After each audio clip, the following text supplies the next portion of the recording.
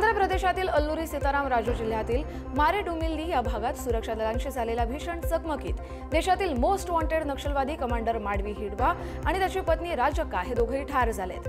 या कारवाईत एकूण 6 नक्षलवादी मारले गेल्याची माहिती बस्तरचे आयजी सुंदराज पी यांनी दिली आहे। 2010च्या 76 सीआरपीएफ जवानांच्या हत्येसह छत्तीसगडमधील अनेक मोठ्या नक्षली हल्ल्यांचा हिडवा हा मास्टरमाइंड होता। गेल्या आठवड्यात उपमुख्यमंत्र्यांनी हिडवाच्या आईद्वारे त्याला शरणागती पत्करण्याचं आवाहन देखील केलं होतं। गनिमी काव्यात महारथ असलेल्या हिडमाच्या मृत्यूमुळे पोलीस विभागाला मोठं यश मिळालंय।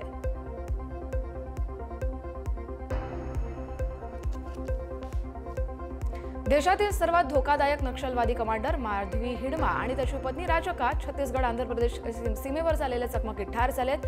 गृहमंत्री अमित शहा यांनी हिडमाला संपवण्यासाठी 30 नोव्हेंबरची डेडलाईन दिली होती।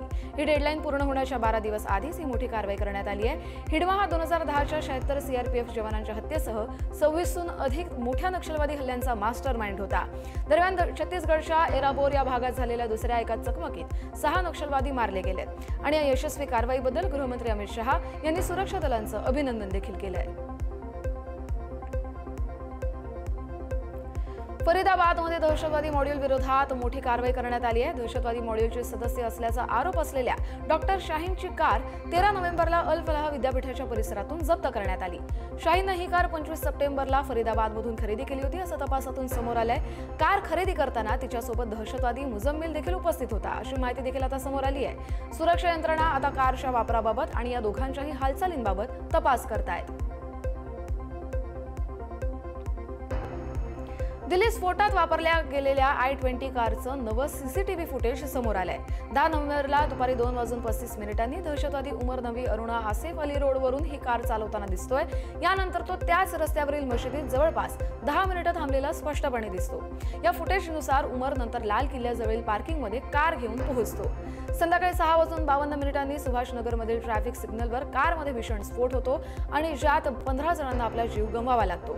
तपास संस्थांकडून सगळ्या हालचालींचा यानंतर आता तपशील तपासला जातोय। जगभरात चॅट जीपीटी आणि एक्सची सेवा जवळपास 2 तास ठप्प झाली होती। क्लाउडफ्लेअर या एका इंटरनेट इन्फ्रास्ट्रक्चर कंपनीच्या डाऊन टाइममुळे या सेवांमध्ये व्यत्यय आल्याचं प्राथमिक कारण समोर आलं। भारतासह जगभरातील वापरकर्त्यांना पोस्ट पाहणं किंवा लॉग इन करणं आणि प्रमुख फीचर्समध्ये प्रवेश करण्यात यानंतर समस्या आली। डाऊन डिरेक्टनुसार 43%हून अधिक वापरकर्त्यांना एक्सवर पोस्ट पाहण्यात समस्या नोंदवल्या गेल्या। या तांत्रिक बिघाडामुळे जगभरातील 75 लाख वेबसाईट्सवर परिणाम झाला असल्याची देखील माहिती आहे।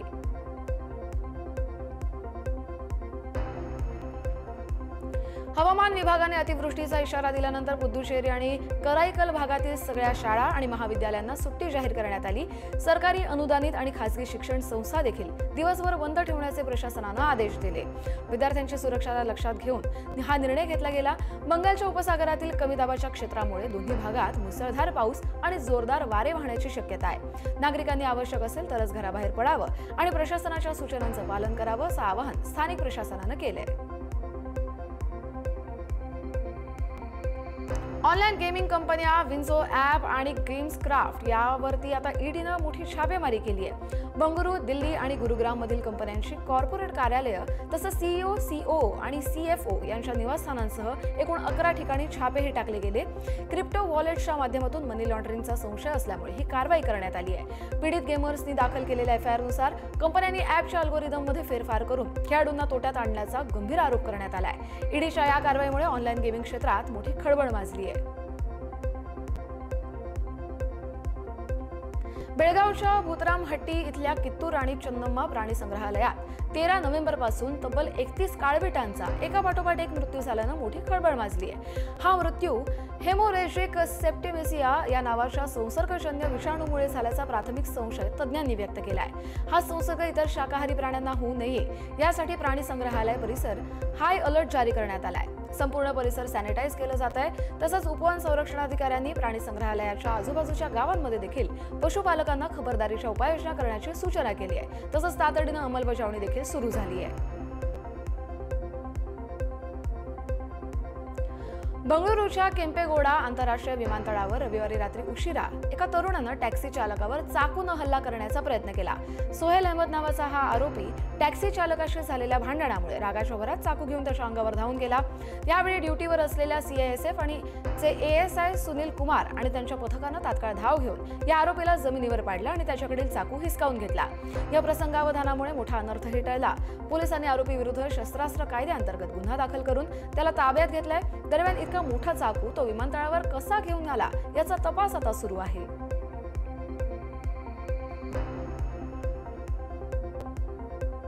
बिहार विधानसभा निवडणुकीत जनसुराज पक्षाला यश न मिळाल्यानं विरोधी पक्षांनी महिलांना 10,000 रुपये देण्याच्या योजनेमुळे एनडीएला विजय मिळाल्याचा आरोप केलाय। यावर प्रशांत किशोर यांनी काँग्रेसचा हा आरोप फेटाळून लावलाय। बिहारचे लोक 10,000रांना त्यांचं भविष्य विकणार नाहीत। लोक त्यांच्या आणि त्यांच्या मुलांची मतं एवढ्या तुटपुंच्या किमतीत विकणार नाहीत असं प्रशांत किशोर म्हणाले।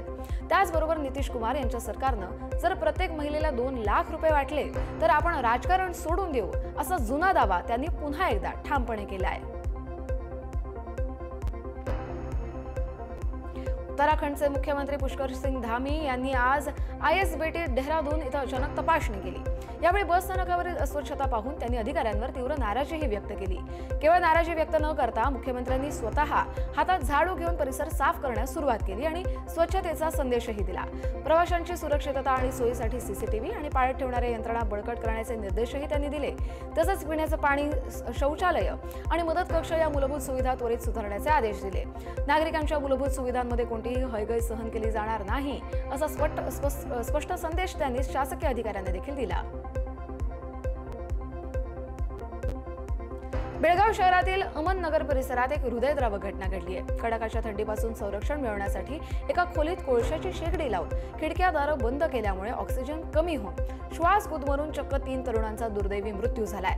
शेगडीतून बाहेर पडलेल्या कार्बन मोनोऑक्साईड या विषारी वायूमुळे ही दुर्घटना घडल्याची शक्यता असल्याची माहिती पोलीस आयुक्त भूषण बोरसे यांनी दिली आहे। 4 भावंड एका खोलीत होती आणि त्यापैकी 3घांचा मृत्यू झाला असून 4था तरुण जखमी आहे।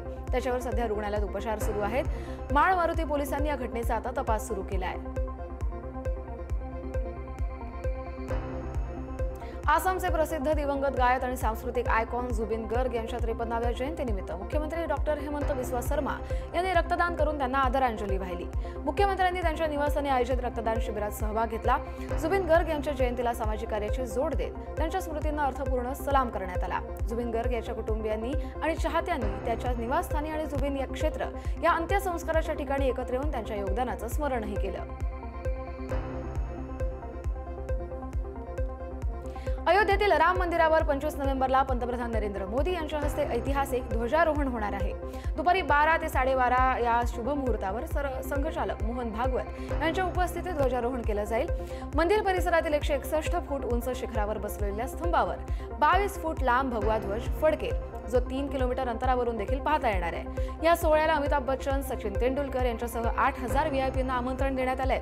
विशेष म्हणजे 25 नोव्हेंबरला सामान्य लोकांना मंदिरात प्रवेश नसेल। भाविक 26 नोव्हेंबरपासून दर्शन घेऊ शकतील। राम सीता विवाह उत्सवात हे पहिलंच ध्वजारोहण होणार आहे।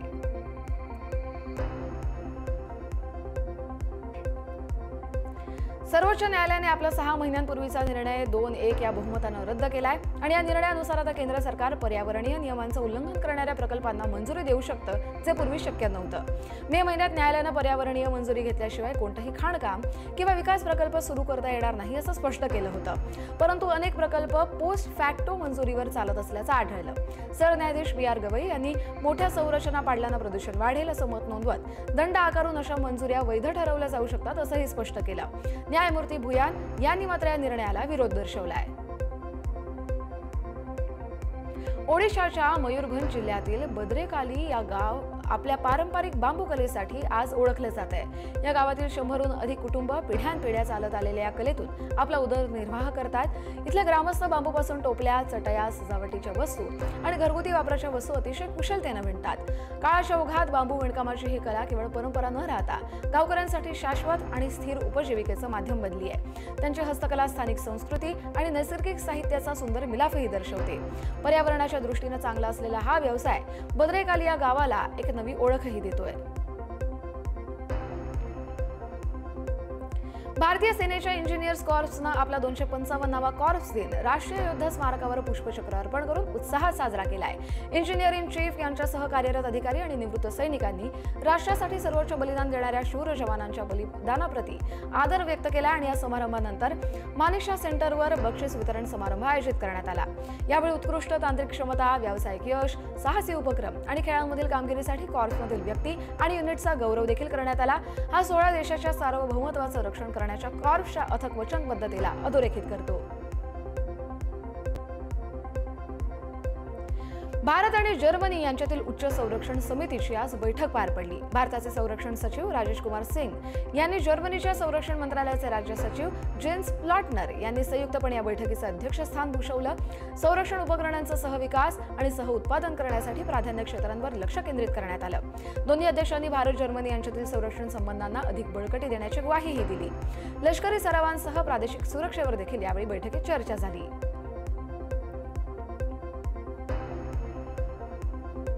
बांगलादेशच्या माजी पंतप्रधान शेख हसीना यांना हत्या आणि हत्येचे आदेश दिल्याबद्दल आंतरराष्ट्रीय गुन्हे लवादानं मृत्यूदंडाची शिक्षा सुनावली।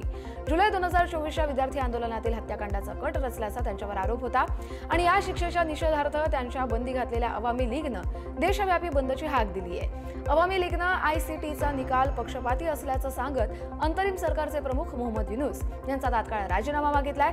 दरम्यान भारताच्या परराष्ट्र मंत्रालयाने या निर्णयाची दखल घेत बांगलादेशात शांतता आणि स्थिरता कायम राखण्यासाठी सगळ्या पक्षांशी रचनात्मक संवाद साधत राहण्याची भूमिका स्पष्ट केली आहे। बांगलादेश आंतरराष्ट्रीय गुन्हे लवादानं मानवतेविरुद्ध गुन्ह्यांच्या आरोपाखाली माजी पंतप्रधान शेख हसीना यांना मृत्यूदंड सुनावलाय। त्यामुळे बांगलादेशात सध्या मोठी खळबळ माजली आहे। हसीना यांच्या अवामी लीग पक्षाने या निर्णयाविरोधात संप पुकारला आणि सध्या बांगलादेशात बिकट परिस्थिती आहे। याचवेळी संयुक्त राष्ट्राने देखील यावर आपली प्रतिक्रिया दिली आहे। संयुक्त राष्ट्रांनी हसीना यांच्या मृत्यूदंडावर खेद व्यक्त केलाय, परंतु हा निर्णय अत्यंत महत्त्वाचा असल्याचं देखील त्यांनी म्हटलंय।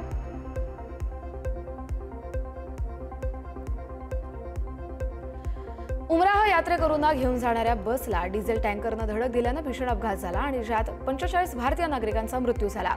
या मृतांपैकी बहुतांश लोक हैदराबादचे आहेत। दरम्यान हे मृतदेह भारतात परत आणले जाणार नाही, ते स्थानिक स्मशानभूमीत दफन केले जातील असं सौदी प्रशासनानं स्पष्ट केलंय। बहुतेक मृतदेह अतिशय वाईटरित्या जळले असल्यानं ते ओळखण्यापलीकडे गेलेले आहेत। तसंच इथल्या धार्मिक आणि प्रशासकीय परंपरा असल्यामुळे हा निर्णय घेण्यात आल्याचं देखील सांगितलं गेलंय। मृतांच्या कुटुंबियांना सरकारी भरपाई त्वरित मिळणंही कठीण आहे, कारण भरपाईसाठी कायदेशीर प्रक्रिया आणि पोलिसांच्या तपास अहवालाची प्रतीक्षा करावी लागणार असल्याचं देखील सौदी प्रशासनानं स्पष्ट केलंय। अमेरिकेचे राष्ट्राध्यक्ष डोनाल्ड ट्रम्प यांनी सौदी अरेबियाला सगळ्यात प्रगत F-35 लढाऊ विमानं विकण्याची घोषणा केली आहे। सध्या मध्य पूर्वेत फक्त इस्रायलकडेच ही 5व्या पिढीतली विमानं आहेत। सौदी क्राऊन प्रिन्स मोहम्मद बिन सलमान यांच्या अमेरिका भेटीच्या पार्श्वभूमीवर हा निर्णय घेतला गेलाय। इस्रायलचा आक्षेप असूनही हा करार सौदी अरेबियाला महान भागीदार मानणाऱ्या ट्रम्प प्रशासनानं पुढे ढकलला गेलाय। एका F-35 जेटची किंमत जवळपास 900 कोटी इतकी आहे। संरक्षण, कृत्रिम बुद्धिमत्ता आणि गुंतवणूक करारांवर दोन्ही देशांमध्ये चर्चा होण्याची देखील शक्यता आहे आणि याच करारामुळे मध्य पूर्वेतील सामरिक संतुलन बदलण्याची देखील शक्यता वर्तवण्यात आली आहे।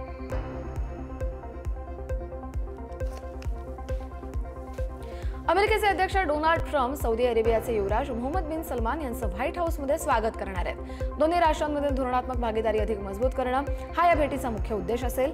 संरक्षण आणि आर्थिक सहकार्यावर प्रामुख्याने लक्ष केंद्र केली जाणार आहे। सौदी अरेबियाची हवाई संरक्षण क्षमता वाढवण्यासाठी अध्यक्ष ट्रम्प त्यांना अत्याधुनिक फायटर जेटचा मोठा प्रस्तावही देतील। मध्य पूर्वेत सध्याच्या भूराजकीय परिस्थितीत ही भेट सौदी अरेबियाचा प्रमुख संरक्षण आणि आर्थिक मित्र म्हणून अमेरिकेचं स्थान अधिक दृढ करेल। सौदीच्या राजकुमारांचं व्हाईट हाऊसमध्ये ट्रम्प स्वागत करणार आहेत। रशियाचं तेल खरेदी करणाऱ्या आणि त्यांच्यासोबत व्यापार करणाऱ्या जगभरातील देशांना डोनाल्ड ट्रम्प यांनी पुन्हा एकदा उघड धमकी दिली आहे। रशियाशी व्यवहार करणाऱ्या कोणत्याही देशावर कठोर निर्बंध लादले जातील असा इशारा ट्रम्प यांनी दिलाय। यात इराणचाही समावेश असू शकतो असंही ते पुढे म्हणालेत। रशियाचे अध्यक्ष व्लादिमीर पुतीन यांच्या युक्रेनमधील युद्ध रणनीतीला मिळणारा आर्थिक निधी थांबवणं हा ट्रम्प यांच्या या निर्णयाचा मुख्य उद्देश आहे। यापूर्वी रशियासोबतचा व्यापार न थांबवल्यानं भारतावर 50% लागू करण्यात आला होता। ट्रम्प यांच्या बदलत्या भूमिकेमुळे आंतरराष्ट्रीय स्तरावर मोठी खळबळ माजली आहे।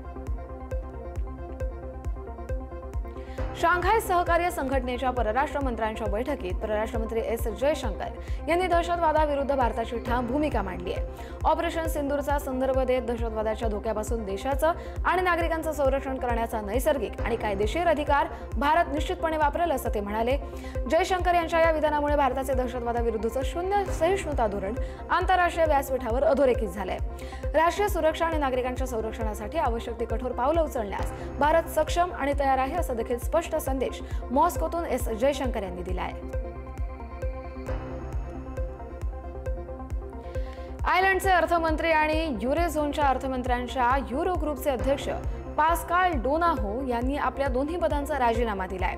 जागतिक बँकेत एक महत्त्वपूर्ण उच्च पद स्वीकारण्यासाठी त्यांनी हा अनपेक्षित निर्णय घेतला आणि या निर्णयानंतर डोनाहो हे 24 नोव्हेंबर पासून वॉशिंग्टनमध्ये असलेल्या जागतिक बँकेच्या व्यवस्थापकीय संचालक आणि मुख्य ज्ञान अधिकारी म्हणजेच चीफ नॉलेज ऑफिसर या पदाची सूत्र स्वीकारणार आहेत। त्यांनी आयर्लंडचे अर्थमंत्री म्हणून सुमारे 1 दशकाहून अधिक काळ आणि 2020 पासून युरो ग्रुपचे प्रमुख म्हणून नेतृत्व बजावलंय। अमेरिकेचे राष्ट्राध्यक्ष डोनाल्ड ट्रम्प यांनी न्यूयॉर्कचे नवनियुक्त महापौर जोहरान ममदानी यांना भेटण्याची इच्छा व्यक्त केली आहे। भारतीय वंशाचे जोहरान ममदानी डोनाल्ड ट्रम्प यांचे कट्टर विरोधक मानले जातात। ट्रम्प यांचा विरोध असतानाही ममदानी महापौर बनले। त्यांच्या विजयानं ट्रम्प यांना मोठा धक्काही बसला। ममदानी जिंकल्यानंतर न्यूयॉर्कचा निधी थांबवला जाईल अशी धमकी देखील ट्रम्प यांनी त्यांना दिली, पण ट्रम्प यांच्या दबावाला न जुमानता ममदानींचा दणदणीत विजय झाला। सध्या त्यांच्या विजयानंतर ट्रम्प दबावात असल्याचंही दिसतंय, त्यामुळेच त्यांनी ममदानींना भेटण्याचे संकेत दिलेत। इराणने भारतीयांसाठी व्हिसा फ्री एंट्री बंद केली आहे। बनावट नोकऱ्या, फसवणूक आणि अपहरणाच्या वाढत्या घटनांमुळे हा निर्णय घेतला गेलाय। या निर्णयामुळे भारतात मोठी खळबळ माजली आहे। 22 नोव्हेंबर पासून भारतीयांसाठी इराणमध्ये व्हिसा फ्री एंट्री बंद राहील। भारताच्या परराष्ट्र मंत्रालयाने याबाबत अधिकृत निवेदन जारी केलंय आणि अधिकृत निवेदनानुसार गुन्हेगारी नेटवर्कचा वाढता गैरवापर रोखण्याच्या हेतूनं हा निर्णय घेण्यात आल्याचं म्हटलं गेलंय। त्यामुळे आता सामान्य भारतीय पासपोर्ट धारकांना इराणमध्ये प्रवेश घेण्यासाठी व्हिसाची आवश्यकता असेल। युक्रेनने फ्रान्स सोबत मोठा शस्त्रास्त्र करार केलाय। या करारानुसार फ्रान्स आता पुढील 10 वर्ष युक्रेनला युद्धासाठी शस्त्र पुरवणार आहे। रशियाला तोंड देण्यासाठी युक्रेनने फ्रान्स सोबत हा करार केलाय आणि या करारांतर्गत युक्रेनला फ्रान्सकडून 100 राफेल लढाऊ विमानं, हवाई संरक्षण प्रणाली आणि ड्रोन्स मिळणार आहेत। पुढील 10 वर्षांपर्यंत फ्रान्स युक्रेनला याचा पुरवठा करेल। त्यामुळे आता रशिया युक्रेन युद्धाचं रुख बदलण्याची शक्यता आहे। युक्रेनचे अध्यक्ष व्लोदिमीर झेलेन्स्की आणि फ्रान्सचे राष्ट्राध्यक्ष इमॅन्युएल मॅक्रॉन यांनी या ऐतिहासिक करारावर स्वाक्षरी केली आहे। अनेक देशांमध्ये दुष्काळ, संघर्ष आणि आर्थिक अस्थिरतेमुळे जगभरात उपासमारीचा धोका वाढल्याचा इशारा संयुक्त राष्ट्र अन्न संस्थेनं दिलाय। अपुरा आणि कमी होत चाललेला आंतरराष्ट्रीय निधी हे या संकटाचं मुख्य कारण असल्याचं देखील संस्थेनं स्पष्ट केलं। या संकटाचा सामना करण्यासाठी आवश्यक असलेल्या मदतीसाठी निधी गोळा करण्यात मोठी कमतरता भासते। त्यामुळे गरजू लोकांपर्यंत अन्न आणि पोषण पुरवठा व्यवस्थित पोहोचत नाहीये। एजन्सीनं जागतिक समुदायाला तातडीनं अधिक निधी पुरवठा करण्याचे आदेशही दिलेत। आंतरराष्ट्रीय स्तरावरील प्रतिष्ठित दुबई एअर शो 2025 मध्ये अल मक्तूम आंतरराष्ट्रीय विमानतळावर विविध देशांच्या विमानांनी चित्तथरारक हवाई कसरती सादर केल्या। या प्रदर्शनातील प्रमुख आकर्षणांपैकी एक म्हणजे भारतीय हवाई दलाचं सूर्यकिरण एरोबॅटिक्स हे पथक होतं। सूर्यकिरण पथकानं आपल्या हॉक विमानांच्या माध्यमातून आकाशात आकर्षक आणि धोकादायक फॉर्मेशन्स देखील सादर केले। या पथकाच्या प्रदर्शनानं भारताची हवाई क्षमता आणि वैमानिकांचं कौशल्य जागतिक स्तरावर अधोरेखित झालं। इन्फोसिसचे सहसंस्थापक नारायण मूर्ती यांनी पुन्हा एकदा देशात जास्त कामाचे तास असावेत असा सल्ला दिलाय। जर भारताला चीन इतकी वेगानं प्रगती करायची असेल तर तरुणांना आठवड्यातून किमान 72 तास काम करावं लागेल असं नारायण मूर्ती म्हणाले। भारतानं आतापर्यंत चांगली प्रगती केली आहे, पण चीनच्या बरोबरीनं जाण्यासाठी आणखी बरेच प्रयत्न करण्याची आवश्यकता असल्याचं तेही म्हणाले। त्यांनी भारतीय तरुणांना चीन इतकंच कठोर परिश्रम करण्याचं आवाहन देखील केलं। नारायण मूर्ती यांनी कामाच्या तासांना जास्त वेळ देण्याची ही पहिलीच वेळ नाहीये, तर याआधी देखील त्यांनी भारतीय तरुणांना आठवड्यातून 70 तास काम करण्याचा सल्ला दिला होता।